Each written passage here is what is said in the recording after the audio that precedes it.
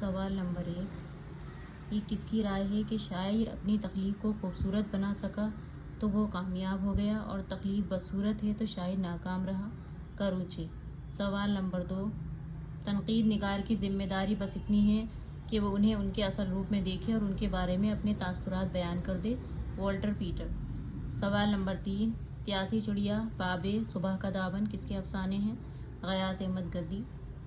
سوال نمبر 4، سارا دن دھوپ میں کس کا افسانوی مجموعہ ہے؟ غیاث احمد گدی۔ سوال نمبر 5، سخت جانوں کا انتظار، سوراخ، چیلیں، تو بھیگی آنکھیں، سایہ شجر، طلائی مہر افسانے اقبال مجید کے کس افسانوی مجموعے میں شامل ہے؟ تماشا گھر۔ سوال نمبر 6، واسوق کسے کہتے ہیں؟ جس میں معشوق کی بے اعتنائی و بے وفائی سے بدظن ہو کر عاشق اپنی بیزاری کا اظہار اور کسی دوسرے معشوق سے دل لگانے کی باتیں کرتا ہے۔ اس میں شاعر محبوب کی بے پروائی و جفاکشی سے تنگ آ کر خلاف روایت نہ صرف اپنی بے اعتنائی و بے التفائی، بے پروائی و بے نیازی کا اظہار بلند بانگ لہجے میں کرتا ہے، بلکہ اسے جلی کٹی بھی سناتا ہے۔